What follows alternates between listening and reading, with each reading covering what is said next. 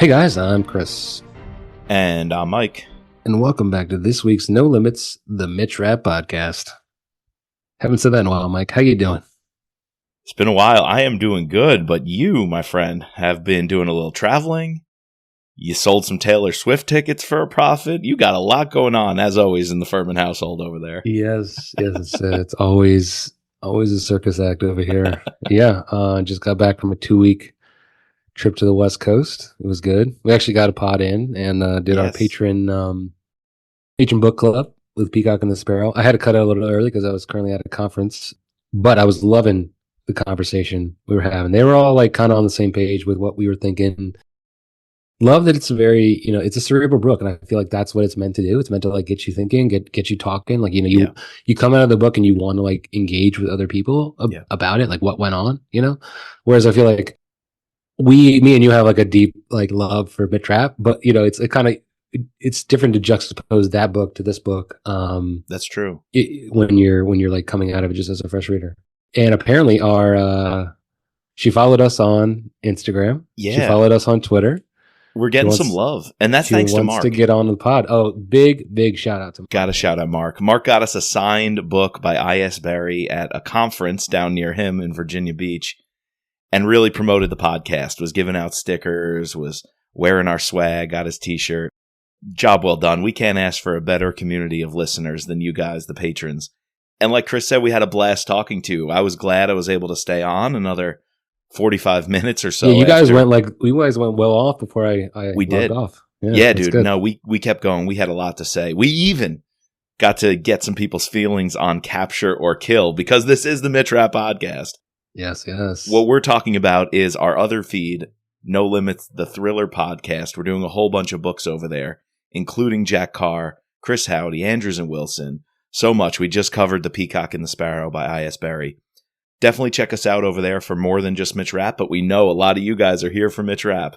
And so hopefully you enjoyed our take on Capture or Kill, some hot take, quick reactions last week. I think today, Chris, as we cover this book, we are definitely going to keep trying to bring it back to Capture or Kill, because Don Bentley's the whole reason that we are revisiting Extreme Measures Part 2 here tonight. You mean Pursuit of Honor, right? Dude, this book would be better as Extreme Measures Part 2 or the second half of Extreme Measures, don't you think? Yeah, it's, did I ever think we were going to be revisiting, how many pods are we down the road now? 100 plus Mitch Rapp pods, 50 on the No Limits feed. This is not the book I thought we'd reread. I think we're up to 50 on the Brad Thor feed. Well, we did revisit one earlier, a couple weeks ago, right? When he initially dropped the hint that it was going to take place. His favorite book was Protect and Defend. So yeah, that one I was okay with revisiting. Did I ever think we would pick this one to be our second book to revisit? No. I thought it'd be Memorial Day, Consent to Kill. I don't know, Term Limits. Or actually, we already did the Term Limits revisited. But anyways, yeah, it's weird how the Extreme Measures ended on a cliffhanger. Right. It's something that Vince, I think, rarely did. Something that we are way more used to with Brad, with Jack. I feel like he had like arcs, but they weren't as cliffhanger as this. Like where you had to tie up like essentially this is a two-part story. That you could have just the chase for the terrorists, but then I feel like that's not enough to justify an entire book. So then you have to throw in all this other stuff with Max Johnson, Sidorov, Glenn Adams, Cuba, something else. Rapp, on the Hill, which I think in our first pod when we mentioned it, like that. Oof. I remember you liking his his statement on the Hill. If I'm not correct. I don't know about that. I think we both said, sure, like personally, the merits of the argument we would agree with, but I cannot stand by that I ever said anything positive about how and why it was in this book. It was a take. It's jarring. I remember we had a hot take actually that was quite the opposite of this came out of left field and it makes absolutely no sense in this time and place in this committee. It does not work as a logical argument. There's a lot of logical fallacies being committed that for no reason would that argument, which you and I might agree with, personally some people will agree with, but that's not the point. It does not work in this context to shape the narrative or add to the discourse being had. So I don't know. I gotta take a step back from that, Chris. I don't remember liking this scene at all, and I still don't. And for that being one of Vince's specialties, a congressional hearing, Rapp on the Hill or Kennedy on the Hill, I wanted to love it, but then that abortion stuff comes out of left field. So I know. This is coming from two pretty, very pro-life people. Like, right? Exactly. It's kind of funny. It's funny how it felt weird. I don't know.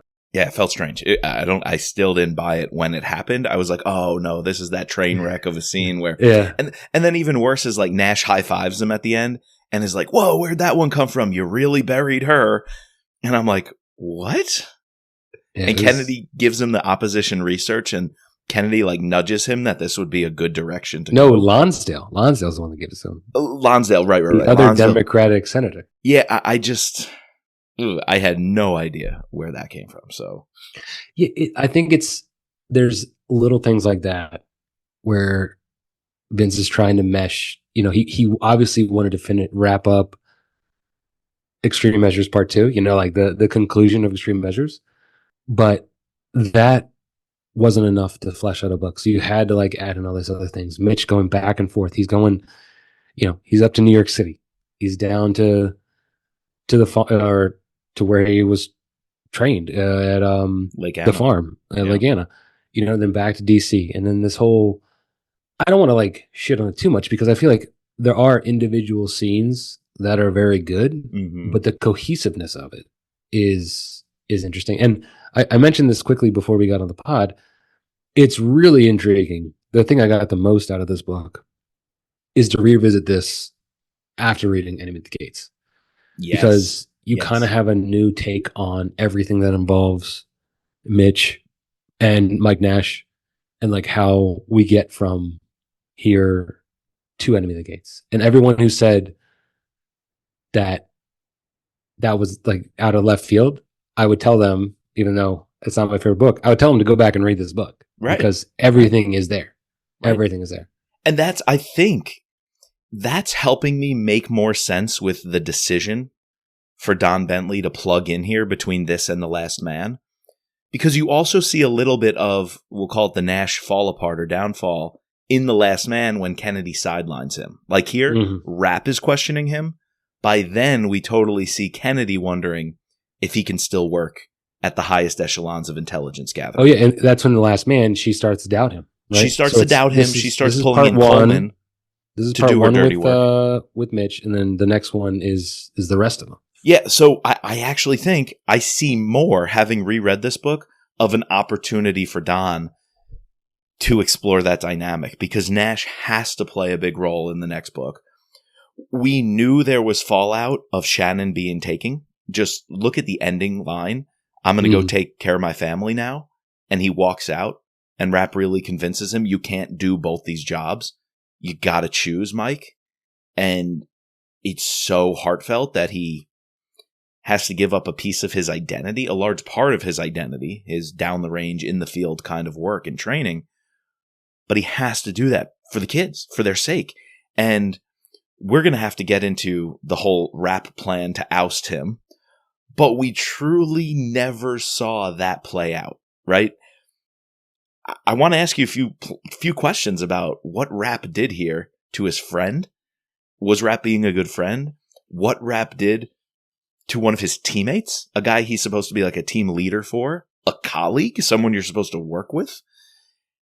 As a colleague, as a friend, as a team leader, as an operator, did Rapp do what's best for Nash? And I don't think so. And I don't know if this was being a good friend. The intentions are good. But how he went about it, to go to his wife behind his back, to go to his boss Kennedy behind his back, to punch him out, or do that strike, that palm strike to the chest on the side of the highway. just over and over and over again. Maybe they're the right operational calls. Maybe the intentions are amazing, but there has to be some fallout of Nash resenting Mitch for this. And we get glimpses of it. There's like one-line zingers of it. But can you imagine now having a whole book to see how that plays out professionally? How that plays out personally? Or in the next book, is Mike Nash written out of it because he has to go home? He needs that time off. Even if Don doesn't decide to write Mike Nash into this, we just hear he's home with his family. Fantastic. Fantastic. We needed to know that. So, or how he transitions to being more of a pencil pusher, which is what Kennedy wants him to be at the CIA, not read into things, not getting his hands dirty, kind of on that political trajectory. If Don decides to go whole hog into that and we see Nash as a family man recovering from what Rapp did to him, great. If you write him out the next story and Don just says he needed time to recover, he wasn't in the field. Telling. Yeah. That's telling. Right, exactly. So I think it's really smart to dig into that. We can't ignore the Nash of it all in the next book. And we can't ignore the Nash family in the next book. Because remind me, Don said one of his favorite characters was Mike Nash, right? I think I remember hearing something like that, or maybe a compelling character. I love that we're going to read these two books, having, knowing what is going to take place. It really, and I think at the time when we read Enemy of the Gates, we suggested it would be a good idea to go back and do this, but now we have to do it because of Don. And I don't know if like maybe it's something he wanted to explore to understand why, to get in a mindset for why Kyle went that direction. Mm-hmm. But to address your point about whether Mitch did the right thing. Yeah. I think it's both yes and no. Yeah. Because you get lines of, this is coming off. How many books are we outside of Consent to Kill? It's a couple. 4 books. Mm-hmm. So we keep getting battered over the head with the fact that, Mitch, one of the recurring themes of this book is therapy, right? And Mitch is still dealing with the death of his unborn daughter and wife. I don't think he's never going to get over that. Whether, definitely not over that now. He sees something in Mike that he could never have or that he wanted to have, and he doesn't want him to lose it. Yeah. So like I see where he's coming from a side of love, there's some justification there. Sure. But then you got to realize that like also one of the justifications for doing this is because he thinks that Mike is fragile right now. He's going to become him. He thinks he's going to become him, but also he thinks that he just obviously whatever happened over Afghanistan, that had its toll on him. Yeah. Seeing his secretary and all those people die is definitely going to play something on him. He has 4 kids to think about. He's obviously in this broken state for him to be acting the way he's acting. Yeah. You really think the best move right now is to push him over the edge by taking his career away from him? Because you can frame it however you want. Oh, he's getting promotion. He's going to be his boss. You are stripping the man of everything that he had worked up to get. He put in the work as a Marine. He wanted to do more. That's why he went over with Mitch. And I don't buy this whole like Glenn Adams like thing. Like this is like Mitch is like fall in line, or shit or get off the pot. Like take a week. Like that's the hardest part of it, or maybe the weakest part of it is so much of what you just said about Rapp's decision and reading the tea leaves, if you will, of where Nash must be. Mentally, emotionally, even physically because of his hearing's damage, and physically because of some other intel that Stanford gets we learned about that his wife. In the very first book that we meet him in Extreme Measures. Yeah, that he's having trouble at home, and that's a sign of something, right? Well, the part of it all that I don't appreciate or buy is when he wants to go soft on Glenn Adams, and maybe that's the point.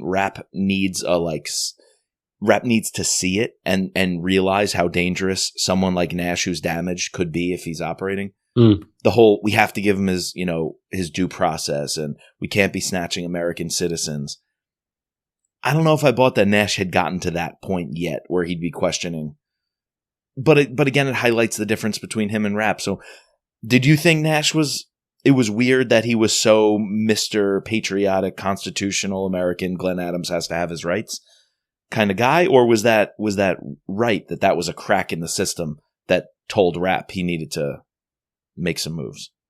I thought it was a quick jump, but maybe that's just to highlight the fact that all the events that took place in the last week just broke this man, and Yeah. like he's not himself. So Yeah.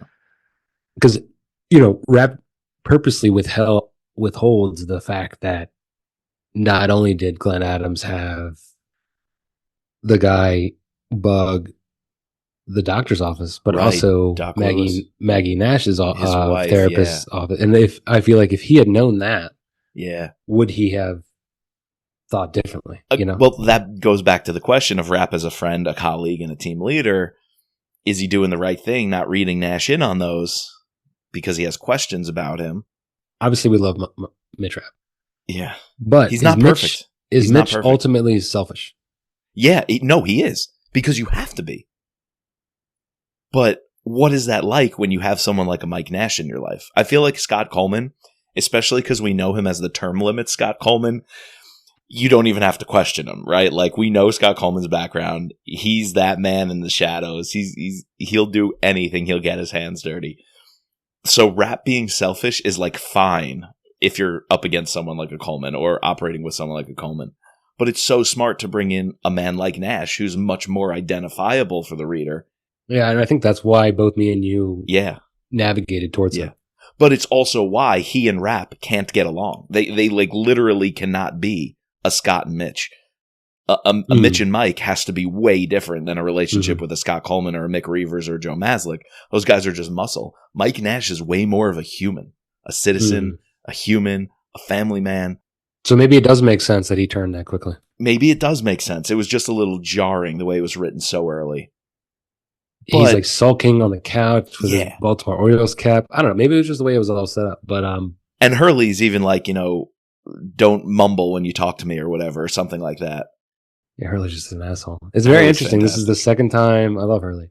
Second time we get Hurley. Second book, We get more of the backstory. Yeah. Clear you see the outline of, because the very next book is not The Last Man. It's actually, this is where he jumps to go to American Assassin. So you see that Vince is fleshing out the story. He's almost like he's written it. He's obviously thought about it like a bunch of times with the Pan Am and Maureen, right? What's his the girlfriend's name has changed a couple of times. Maureen the Dream. Maureen the Dream. It's brilliant though. He totally made Nash in extreme measures and then brought Rapp into it, which necessitated a Hurley character. You could flesh out Hurley and then you can go back and write Hurley's origin, not his origin, but the earliest beginnings we have with him. As you're giving us the origin of Rapp, we're also essentially getting backstory on this character he just dropped into the universe in the last two books, and then transition to The Last Man, almost this swan song to kind of begin to wrap it all up, and never even have the chance to wrap it up, but really tie up. Like, look at the last three books he did, right? Leading up to The Last Man. You're almost setting the stage to let yourself come to that conclusion, or let yourself write what Kyle would finish as the end of Stan Hurley. And then eventually the end of Mike Nash. It's almost like the things were there, the seeds were scattered, and somebody just needed to see that plan and pick up on it. And Kyle was able to do that. So I'm really happy with, what he does with Stan and The Survivor, and what he does with Mike Nash in Enemy at the Gates. As tough as it was to deal with, Vince set it up to be tough, because Mike and Mitch in this book have a tough relationship. Yeah. No, it had to. Enemy of the Gates had to be a hard book to swallow. It had to be. But it was always there, and I feel like Vince had that set up. That was not something that Kyle finished it, but Vince created the idea. He teed it up. Just listen to this writing. And we could even link it back to Consent to Kill. I mean, just listen to what Rapp is saying here. This might be one of the deepest passages we will ever have for Mitch Rapp. I'd leave this shit in a heartbeat if I could turn back the clock and have Anna back. When you don't have something, Rapp caught himself and added, when you've had something that meant more than anything in the world to you, and it was taken away. It's hard to imagine why anybody would want to do this shit when the price is that high. I'm damaged goods. He still has a shot at a semi-normal life, And that's why he's going to be the face of this thing, not me. And that comes right after a speech about how Mike is going to become him and he can't let that happen to him. That's essentially, you could have read that in Consent to Kill. The events of Consent to Kill lead directly to Rapp's decisions that lead Nash off the deep end eventually, that bring in all these moral ambiguities of a friend doing what he thinks is right, but it may not be right because of his own damage and his own history. And all of that started with Consent to Kill, books before Mike Nash was even created. Right. Yeah, That's incredible. That's funny. It's incredible. There's another, I'm trying to find it, but it's almost like a complete foreshadowing of what happens with Mitch and Mike. And it's like, well, were you going to kill me if I did something wrong? And then Mitch flat out looks at him and says, well, if you commit treason, I'll have no problem pulling that trigger. Yeah, and it's like, he did it. And that's exactly what Mike Nash did. That's what Mike Nash did. He didn't pull the trigger, but he got close to doing it. And he became a traitor in some ways. Maybe not to the country, he would argue. Not quite as bad as I was just following orders, but he would argue, I picked a vision for America, and it didn't align with yours, Mitch. Mm-hmm. It didn't align with what you and Kennedy are doing. And Mike would say, I'm doing what's right for America. Is that because he's so deep in the hole, caught up with the, what's the president's name? Cook. Yeah, the Cooks. He's so caught up with Cooks, but it's like this divergent point that it was always coming to based on what we see here in this book. This book really told us what Mike's ending had to be, and we didn't even know it. Yeah, I have a lot more deeper appreciation for this book, not because of the plot per se, but because of what it actually means to the story and the arc at large. Mm-hmm. By giving us these various pieces with Nash, giving us these pieces with Hurley, these insight into Mitch as a character, as a person, and then throw in the final action sequence. And these books are good. So on reread, it wasn't as bad as I scored it, or at least that's what I was thinking. But you kind of brought up this interesting question, and I'm also comparing it to a lot of the other books that we've read recently. Yeah, and I want to say, I don't know, just when I tap back into a Vince Flynn novel, it just hits differently. You know what I mean? Maybe it's because I love it so much.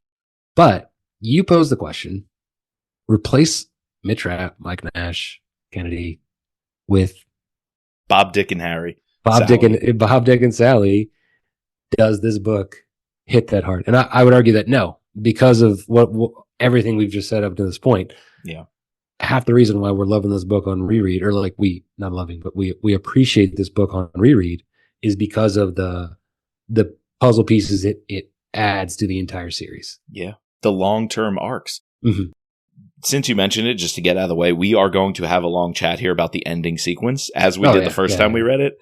That's the pièce de résistance. That's the culminating factor, which makes you think, oh crap, wait, was this a really good book? Because the ending hits so hard. But let's table that ending, because that's an amazing sequence. But as a book, you're right. I don't think it holds up as its own novel.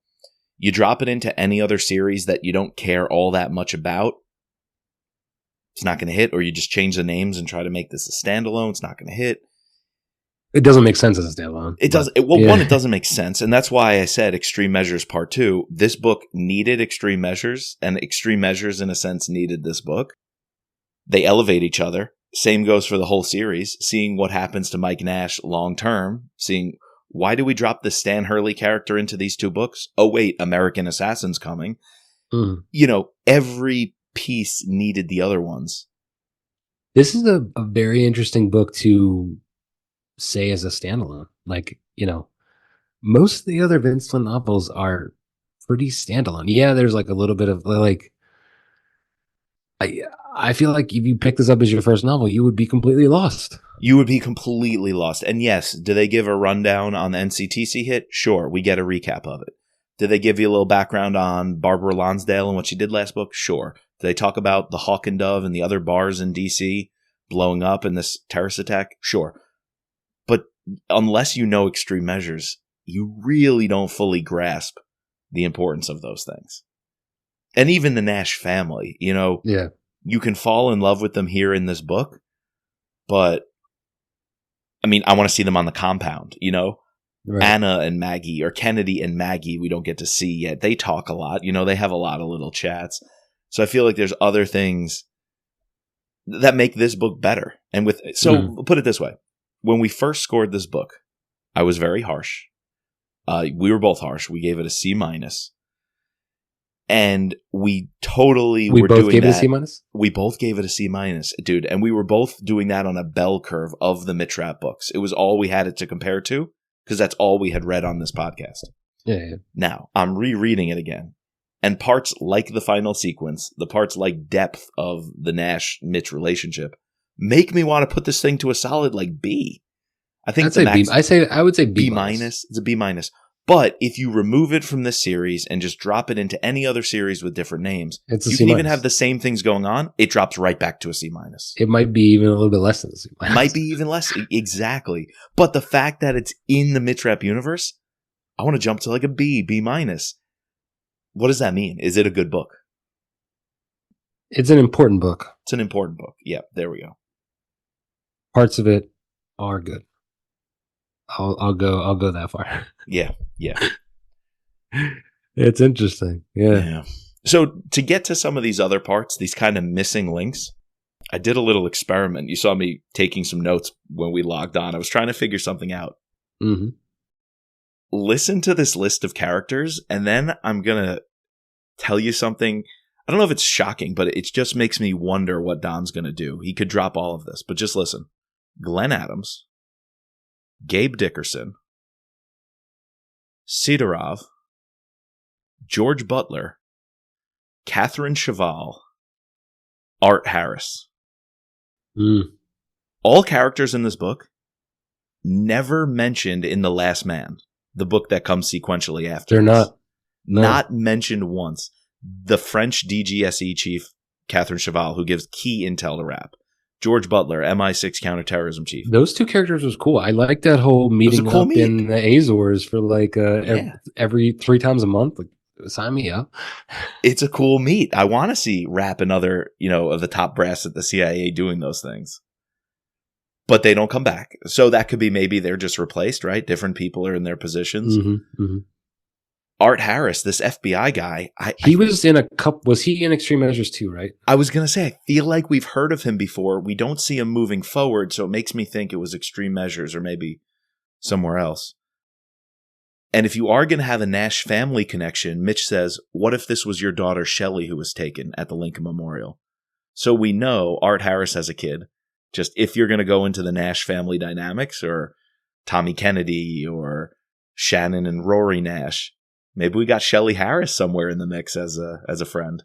You want to create this that's a deep cut. It's like, what is it? Pet Avengers or Young Avengers? You want to make young Rapp, make a series about the kids. All I'm saying is they exist in the universe. Yeah, no, very true. They're out there doing something. This is like a subreddit. There's going to be a whole subreddit dedicated to Shelley Harris, who was mentioned once. And I'm going to be there with a secret handle as the one moderating it and getting people to talk about it. That's funny. So Doc Lewis is not in The Last Man, but he plays a big role in the next 2 novels.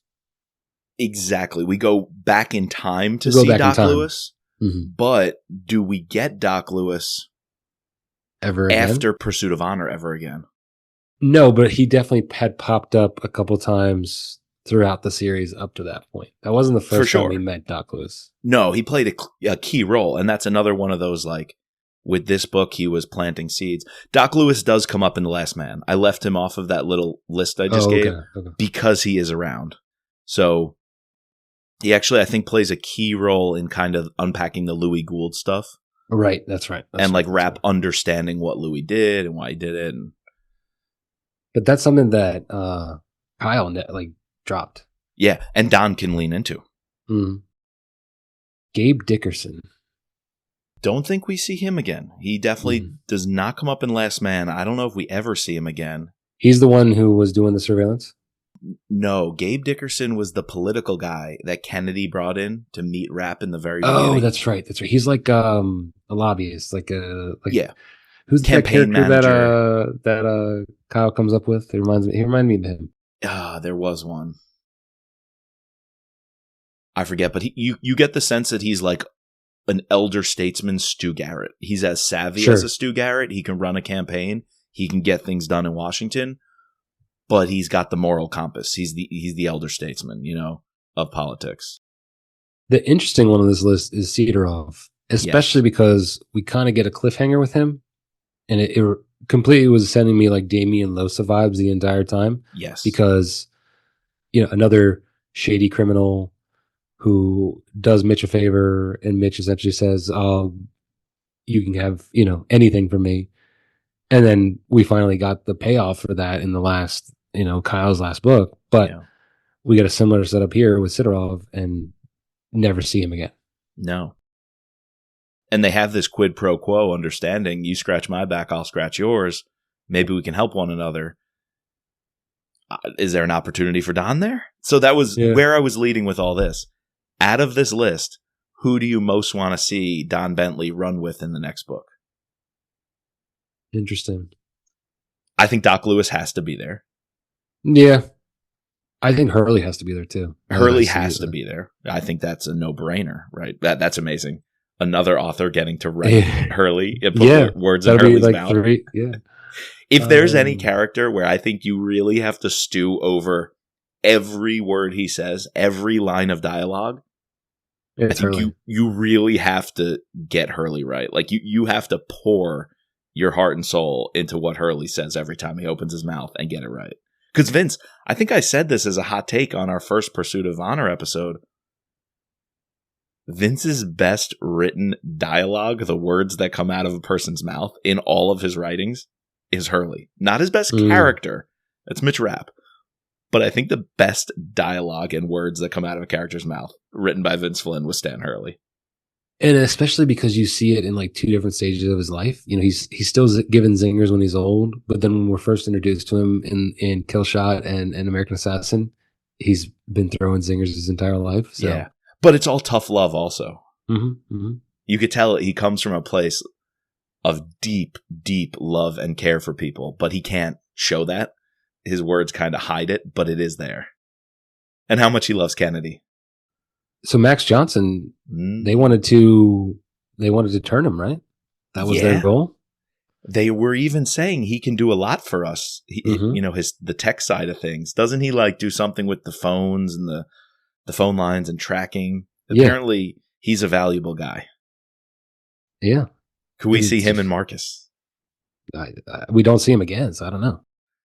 Let's play left foot, right foot, left knee, right knee. Yes.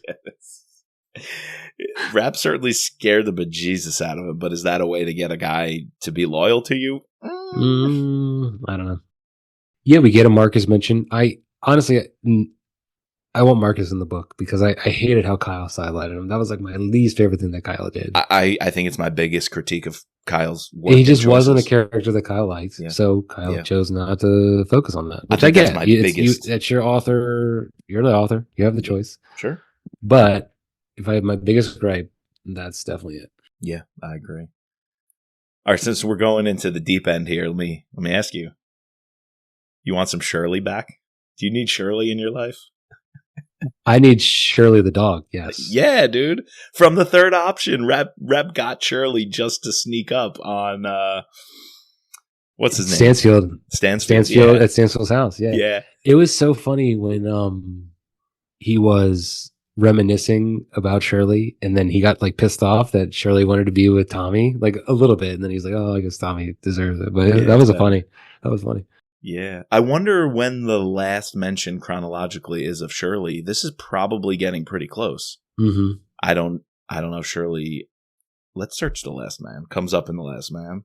I can't remember Kyle saying anything. I don't know. Yeah, because Kyle's mentioned dogs before. Did Kyle even like say Oh, I had a dog once. Like, how do you search? I was trying to do that. Can you do it in Everand? So in Everand, yeah, or formerly Scribed app, you can open an ebook. Like in Kindle, you can open an ebook and search. Let's just say I hate the name Everand. It's pretty bad. Kind of weird. Yeah. Not that Scribed was any better, but no. So Shirley is not mentioned in The Last Man. Interesting. I'm not going to waste our time and go any further, No. but she's not mentioned in The Survivor.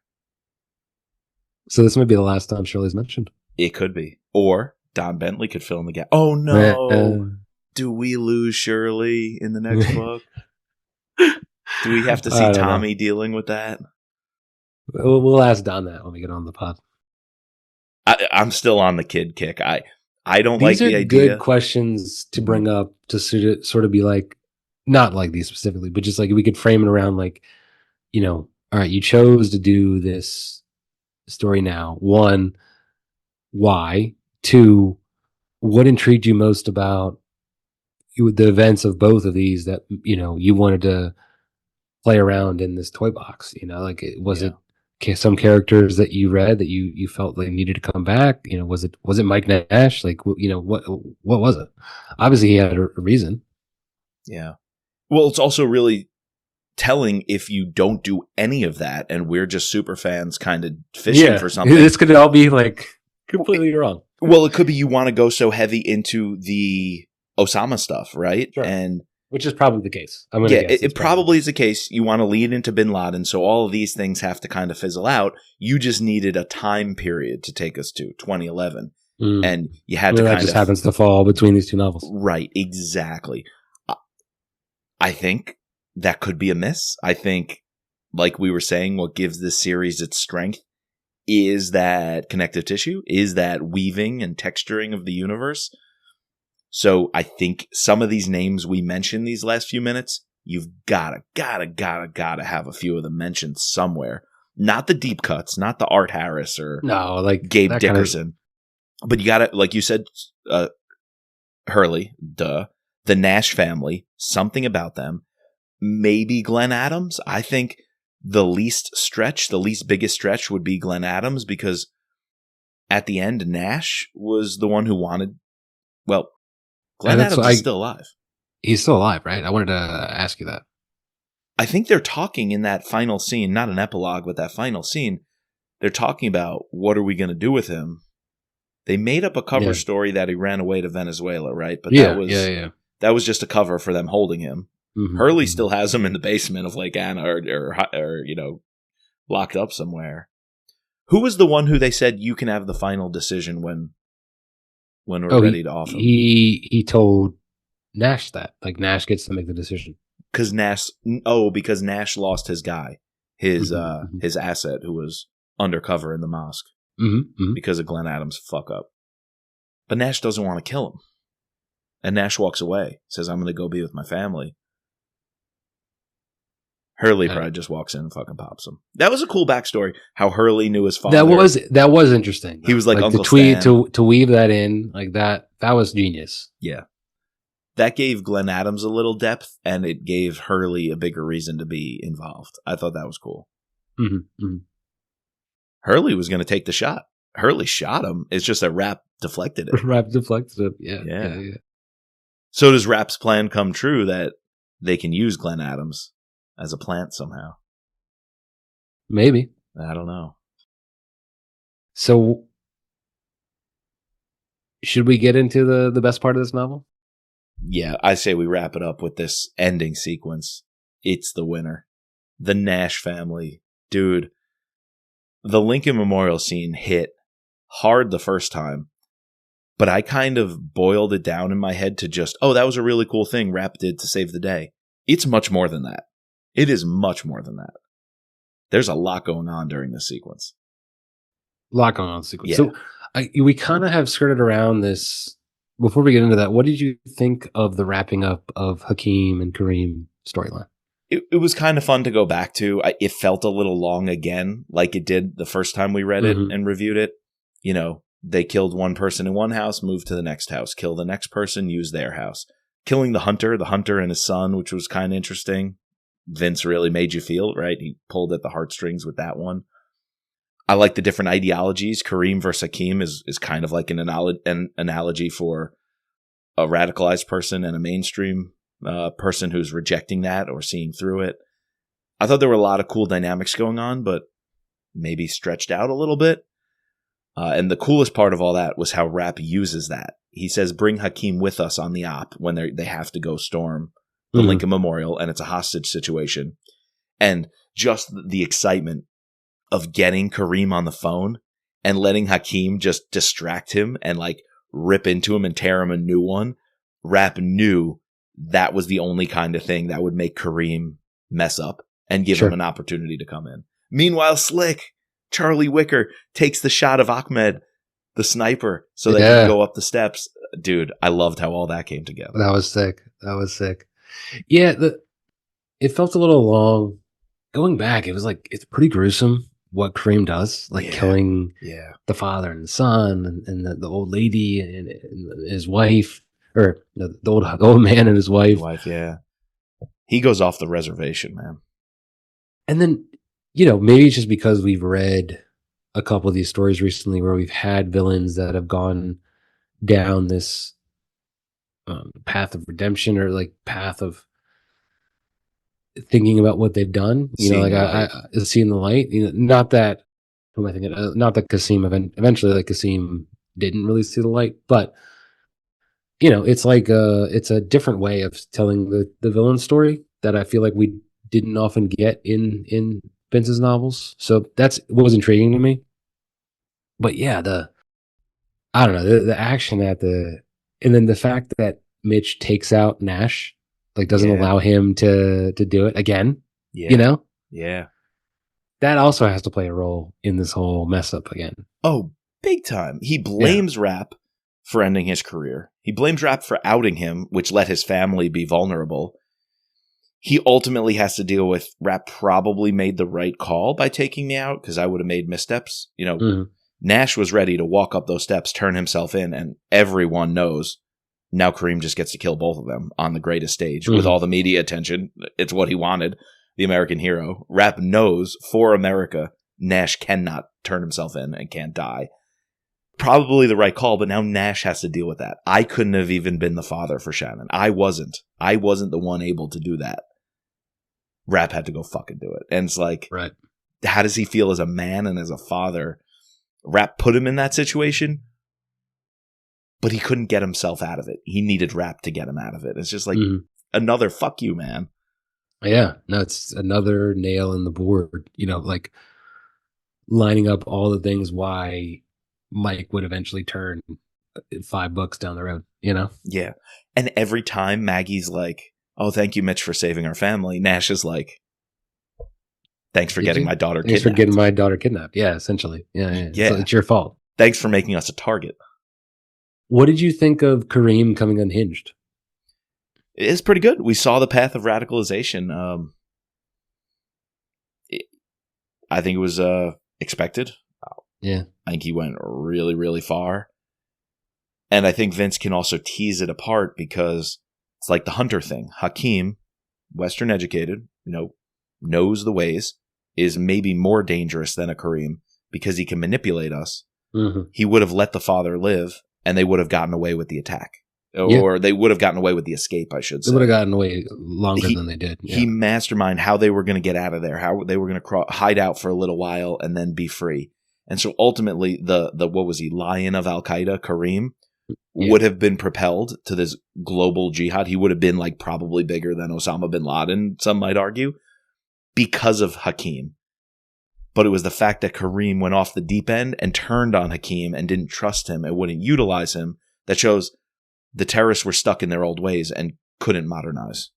And he also didn't like the fact that, like you said, the only reason he was successful was because of Hakeem. Like, exactly. Kareem would be nothing. Nothing without him. Yeah, sure, he's a good battlefield commander, tactical genius, but in order to execute everything they had done up until that point, and he was jealous. It was complete jealousy. Very jealous. Yeah. Put that together with deep radicalization, and it's like game over. but also you're going to make the missteps that we need you to make. So yeah, exactly. Which is, one mess up and it just spirals. It just spirals out of control. One little thing I liked about Hakeem, Vince wanted to show parts of a redemption. Yeah, a little bit. But not full redemption. There's so many lesser writers who might all of a sudden have a character questioning the radicalization, questioning someone as devoted as Kareem. And so they just tip off the FBI and blow the whole thing. Sure. Or so they cut a deal. Hey, give me immunity. But Hakeem never does that. When he's in the airport and he's using his cover alias, he just wants to leave. He's not going to try to stop Kareem. He's not going to try to save the day. He's not going to do anything good for America. He wasn't going to help us. It was only that he got captured that he was able to help us. So I'm glad it wasn't just Hakeem turned himself in, wanted a deal, and now he's this redeemed figure. He was still bad, dude. It's more nuanced than that. Yeah, it's much more nuanced than that. Exactly. Yeah. It wasn't an easy redemption, and it might not even be redemption at all. Yeah. But he saved the day by letting us take down Kareem. It's definitely more complex on reread when thinking about it. It is. It is. All right, I guess, should we do the scorecard, man? I'm going to propose no. And oh, okay. Did we do a scorecard for Pursuit of Honor? No, we Protect and Defend. We decided not to. I think we just need to readjust our initial ratings and kind of maybe start tracking what our new letter A through F score would be, or what our new 1 through 10 score would be in the revisited series. The reason I'm going to make this argument is because these are a class of their own. I don't want like a 42 in a Mitch Rapp book out of 50 to be compared to how many other lesser novels also get a 42. I think it's still a cut above. If we tried to use the same tool to evaluate them, I don't know how I feel about that. Interesting. Okay. I don't know. Maybe I'm wrong. Maybe these should get scorecard. It's just, are we going to start giving away free points just because it's Mitch Rapp and Irene and Scott Coleman and people we love? You're right. We already gave it a grade. And it's good different. Guys. Tell me one time you're going to give the Good Guys less than a 5. Never. Honestly. I just don't know if I'd feel right doing the Mitch Rapp series on the scorecard. I don't know. But I think we did a good job in terms of saying, all right, so we both gave it a C+ or C- the first time around. But that was in the context at the time, us doing a reread, us doing our final ratings, our final, where it fit in the Mitch Rapp saga. Yeah. At the time.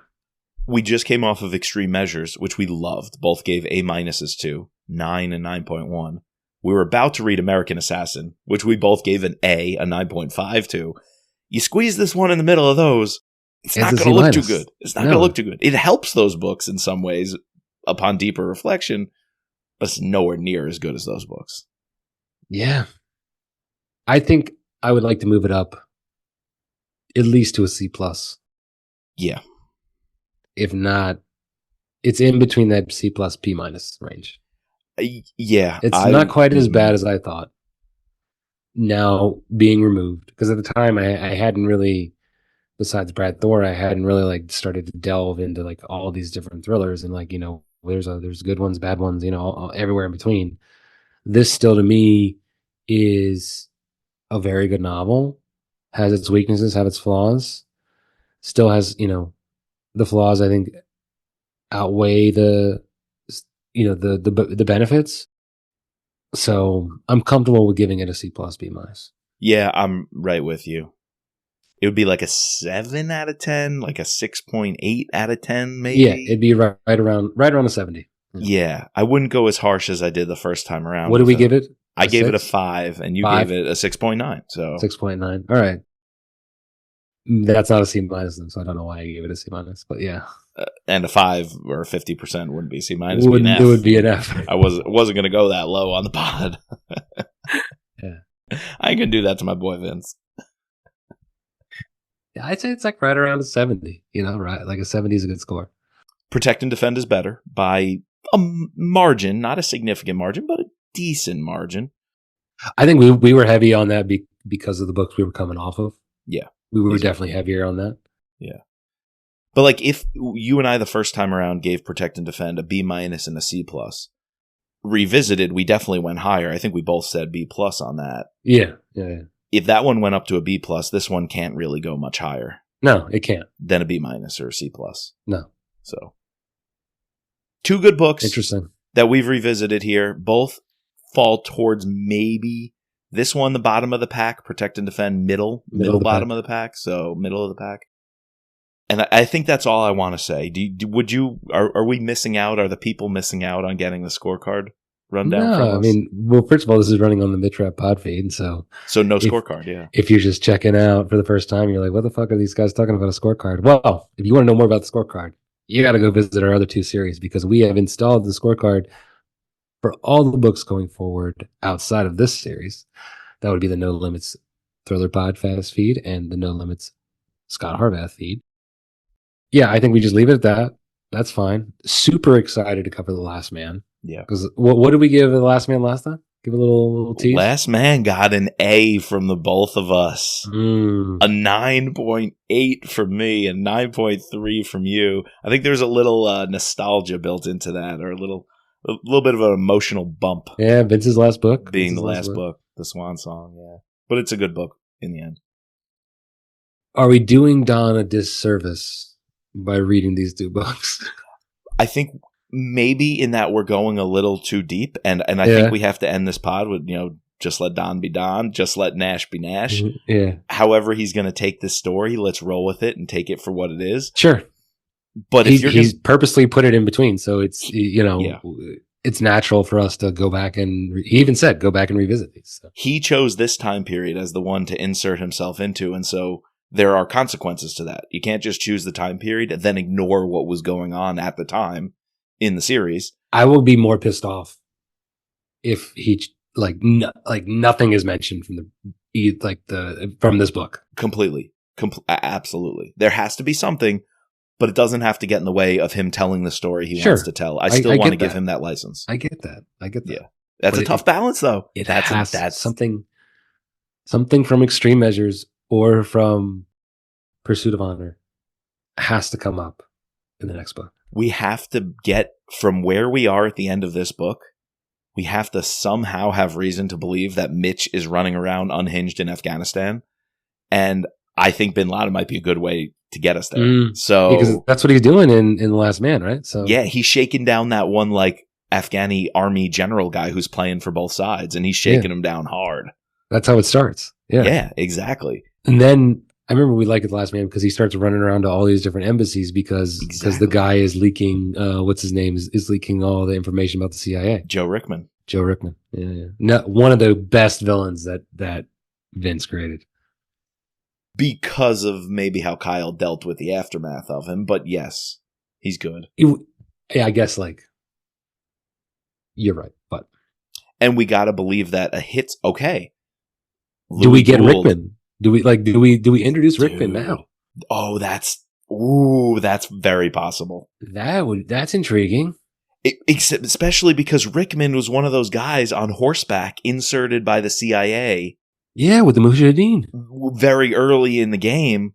Do we get some flashbacks to him and what he was doing over there that maybe somehow coincides with the Bin Laden op or intel?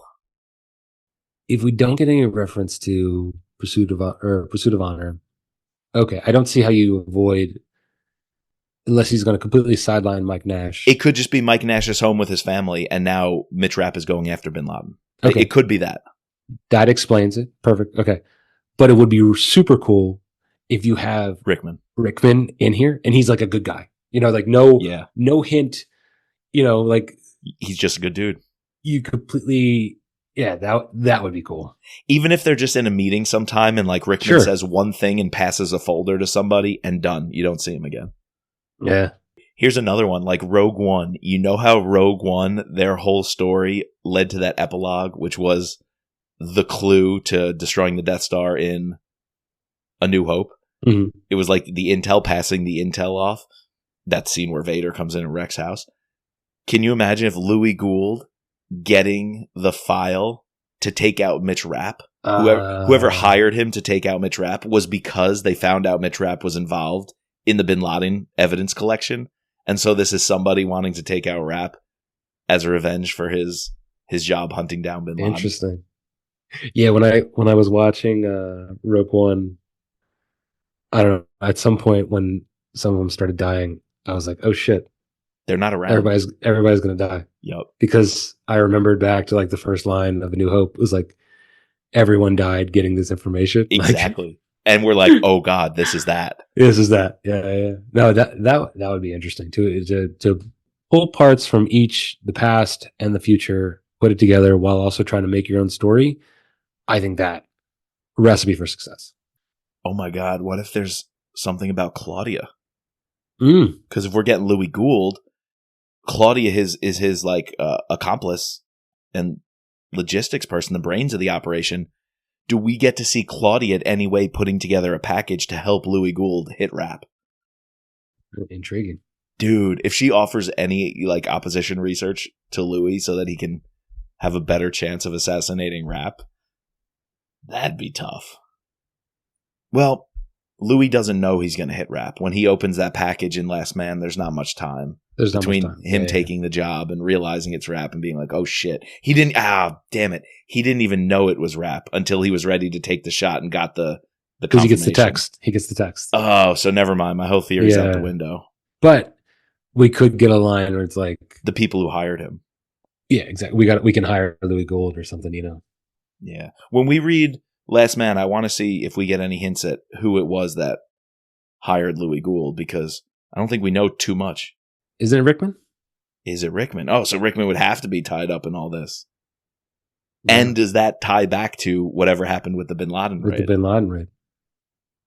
I think Last Man's going to be important here. It's going to be so important. Intriguing. All right. Well, next time we come back to you on the pod, it'll be The Last Man. Good stuff. Revisited. I like these revisited series. Bang time. All right. Well, we need to thank our patrons, our special operators, Sherry F. and Jason C., our special agents, Ben, Daryl, Kevin, George, Matt, Don, Peggy, and Mark. And just a big shout out to all our patrons. Love all of you. Love hanging out with you guys. Love doing these book clubs. We got to pick our new book for the next quarter. Oh, yeah. When you left the call, you know what we discussed about that? For our next book club patron hangout, we're going to go back to our wheelhouse, thrillers. We're going to like stick straight to these kind of thrillers. And so everyone's going to suggest one first book in a series of their choice. So like Mark was already saying, like, I'm going to do Pike Logan, the Brad Taylor first book. Okay. Someone else is like The Gray Man book 1, which we already covered, but that'd be fun to chat about. Sure. I said Daniel Silva, The Kill Artist. Yeah, The Kill Artist. I've always wanted to read that one. And so we're each going to suggest a different... The Killing Field. Lee Child, exactly. We're going to each select a first book in one of these, in this genre. I guess because our first two, we went kind of off reservation. So. We went off reservation. We tried to bring in a lot of classics. People were suggesting like really big classic books that people don't actually kind of like reading as popular fiction. The Hunt for Red October. I want to read The Hunt for Red October. Same, yeah. I'd be down for that. But for our patron book club, it's like, come on, we all just want a banger of a beach read type thriller. You're right. You're right. Yeah. All right. Well, you can subscribe, rate, and review using your favorite podcasting platform. Find us on thrillerpod.com or on Twitter and Instagram @thrillerpodcast. And as always, just let Nash be Nash.